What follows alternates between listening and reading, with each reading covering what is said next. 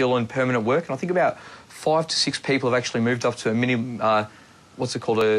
a middle management sort of job, and there hasn't, to my knowledge, there hasn't been any reoffending. Well, let's talk about alternatives to the current system.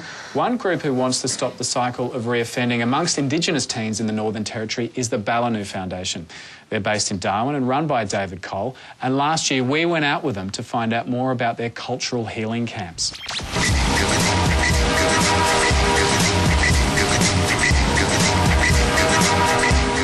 Ballanu means creation, and that's what we're about. We're about the creation of strong youth, strong leaders and strong culture for a strong future.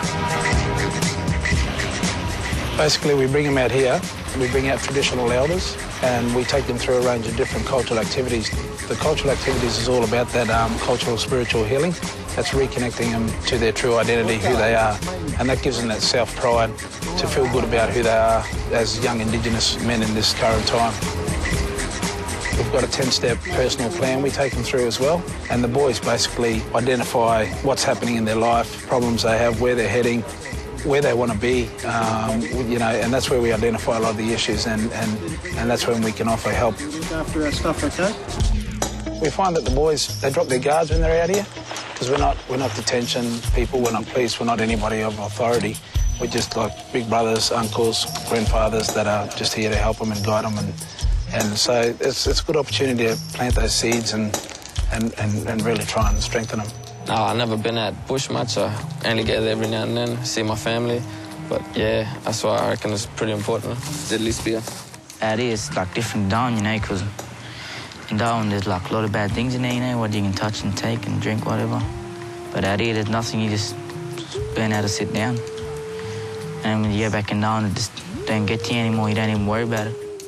You have been in a bit of trouble in the past. Yep. Will this place help you steer clear of that path, do you reckon? Yeah, I reckon it will. I reckon it'll work for a lot of people.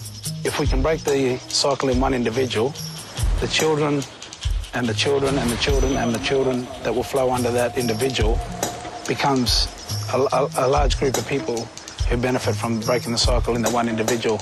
That's our long-term vision. David Cole, a lot of people would see alternatives as being easy. Are you easy on them?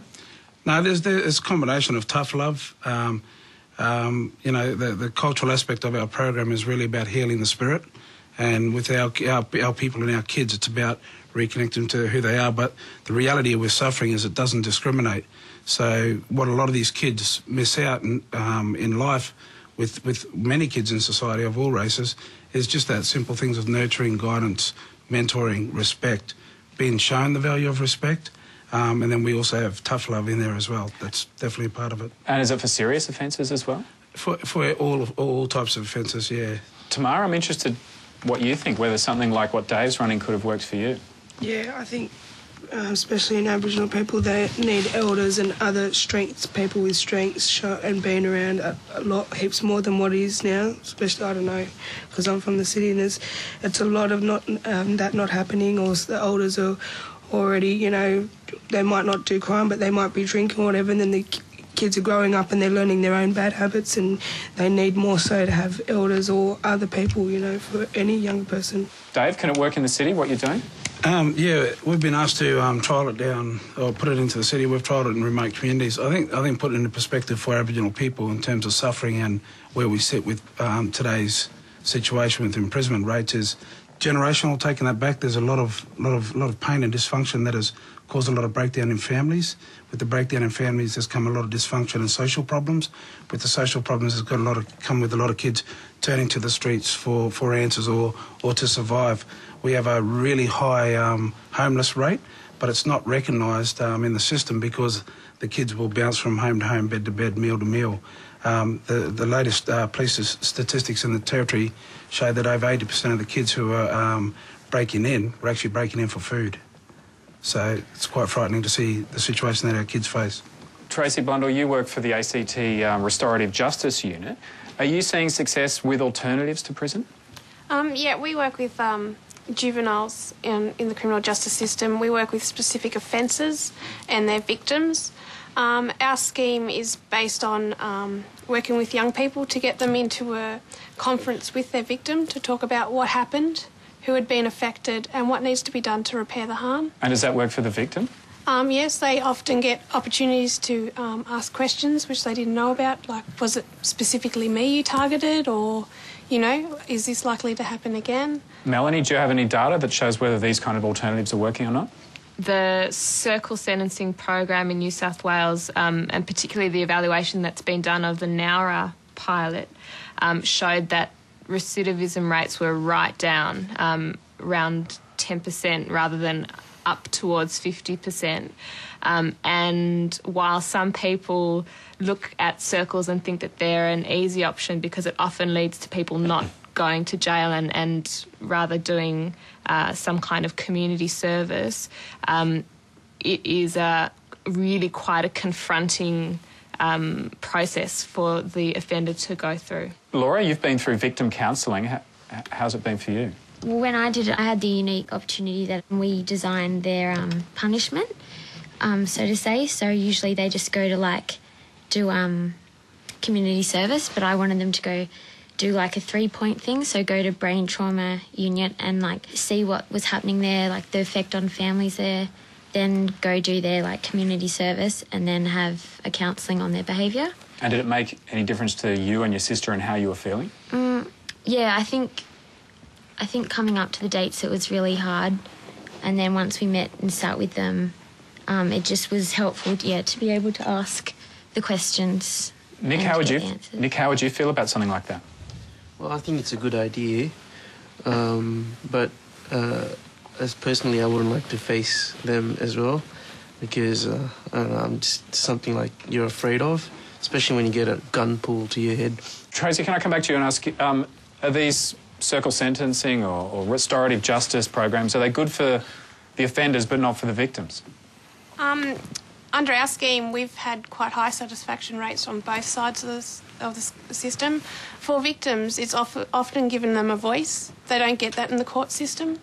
Yeah, I just think it would be really important for the victim to be seen as a real person by the criminal. I mean, obviously, that would really help the criminal to possibly empathise with the victim and see the real impact of their crime. I mean, see the trauma that they've caused and maybe, hopefully, not do it again. Adrian, do you think some of the alternatives that have been flagged tonight could have worked for you? Yeah, they could have. I did a few of them, that youth conferencing. I thought that didn't really work for me, and I reckon the only solution is rehab, basically. Yeah. Do you think also you need to be ready to change? Yeah, you got to want it, yeah, definitely. So what's the future for you? Well, I'm going to look into welfare work, and me and my auntie want to open up a rehab, which I've got to go to Europe and look at other rehabs and see how they work, because the way they work in rehabs is a lot different. They got the NA and 12-step, but over in Europe it's more concrete and there's more love in it. So I'm going to be doing welfare work and maybe hopefully open up a rehab and help people, give something back to the community, yeah, definitely. Well, Adrian, good luck with your goals, and hopefully we'll see you on a TV show in a couple of years talking about your rehab program and how it's working. Yeah, definitely. Thank you. Good luck with it. Thanks for coming in, and thanks for everyone participating in the discussion tonight. And you can keep tonight's conversation going and watch any of the Hack Half Hour episodes whenever you like by hitting the website. Go to triplej.net.au. You can leave us a comment, send us an email, or upload a video with your thoughts. And if your phone's handy, you can text us right now to 199 19901. And that's our last program for 2008. Thanks for being a part of it. I'll catch you later.